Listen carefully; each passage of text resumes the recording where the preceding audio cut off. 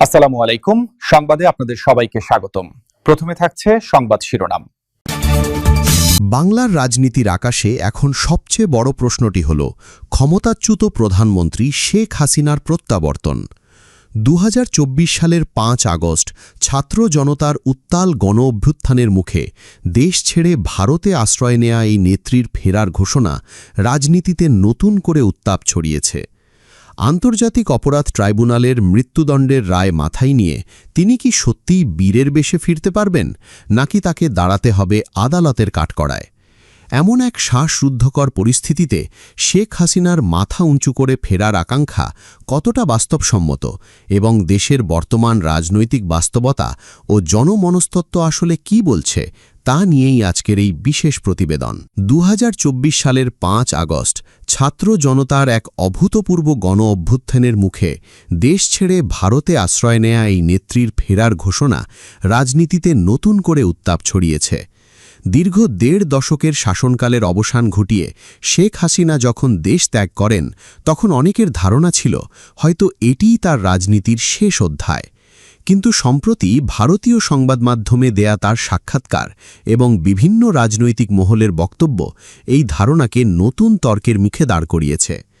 এই আলোচনার সূত্রপাত হয়েছিল পশ্চিমবঙ্গের বিজেপি নেতা শুভেন্দু অধিকারীর একটি মন্তব্য থেকে, যেখানে তিনি শেখ হাসিনাকে বাংলাদেশের বৈধ মন্ত্রী হিসেবে উল্লেখ করে দাবি করেছিলেন যে তিনি একদিন বীরের বেশে শাহজালাল বিমানবন্দরে নামবেন এবং দেশের মানুষ তাকে স্যালুট দিয়ে বরণ করে নেবে।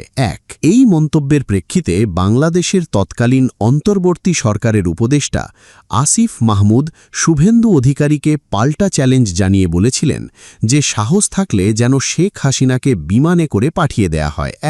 রাজনৈতিক দলগুলোর পক্ষ থেকে এই ধরনের বক্তব্যকে অনিপ্রিত ও অযাচিত হিসেবে দেখা হলেও শেখ হাসিনা নিজে কিন্তু ফেরার প্রশ্নে অত্যন্ত আত্মবিশ্বাসী। আনন্দবাজার পত্রিকাকে দেয়া এক সাক্ষাৎকারে তিনি স্পষ্ট করে জানিয়েছেন যে তিনি মাথা উঁচু করেই বাংলাদেশে ফিরবেন।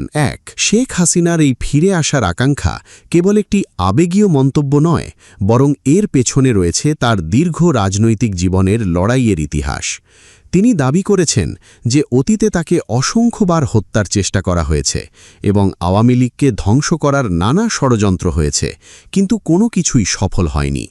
৫ আগস্টের ঘটনাকে তিনি রাজনৈতিক সহিংসতা হিসেবে দেখছেন এবং খুব দ্রুতই দেশে ফিরে গণতান্ত্রিক পরিবেশ পুনরুদ্ধারে কাজ করার ইচ্ছা পোষণ করেছেন।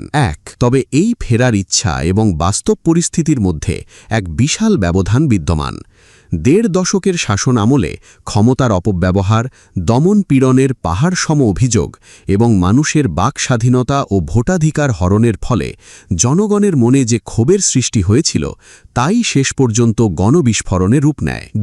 বিশ্লেষকদের মতে শেখ হাসিনা যেভাবে ক্ষমতাকে কুক্ষিগত করতে চেয়েছিলেন, তার ফলশ্রুতিতেই তাকে এমন বিদায় নিতে হয়েছে, যা অনেকটা চিরন্তন সেই প্রবাদের মতো, যেখানে বলা হয় অতি লোভে পাপ আর পাপে মৃত্যু।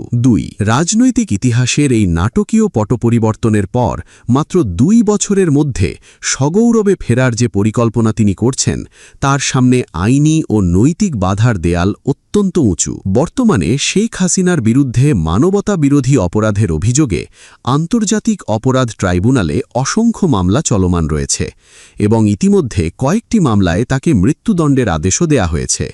এছাড়া দুর্নীতির একাধিক মামলায় তার সাজা রয়েছে, যা তার ফেরার পথকে আরও কণ্টকাকীর্ণ করে তুলেছে। বাংলাদেশের বর্তমান অন্তর্বর্তী সরকারের পক্ষ থেকে সালাউদ্দিন আহমেদের মতো রাজনীতিবিদরা স্পষ্ট করেছেন যে আইনি প্রক্রিয়ার মাধ্যমেই তাকে দেশে ফিরিয়ে আনার চেষ্টা চলছে।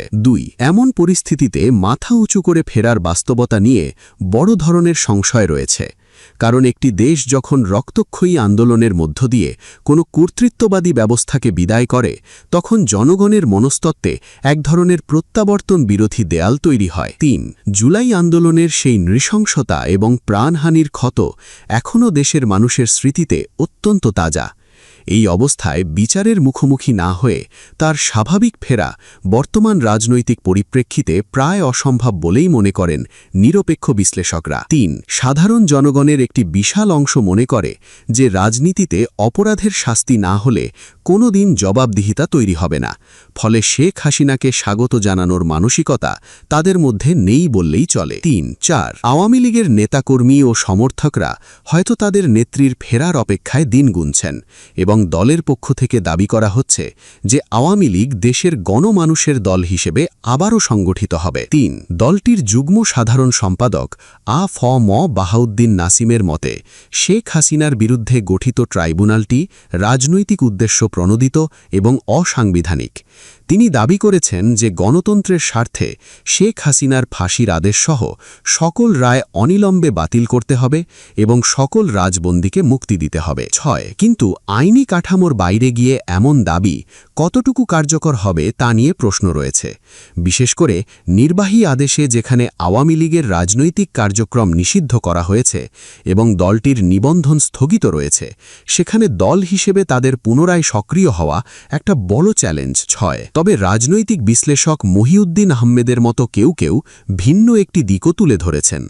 তার মতে শেখ হাসিনা বা তার দলকে মানুষ ভোট দিয়ে সরাসরি প্রত্যাখ্যান করার সুযোগ পায়নি, কারণ গত ১৫ বছর তারা সেই ভোটাধিকার প্রয়োগই করতে পারেনি।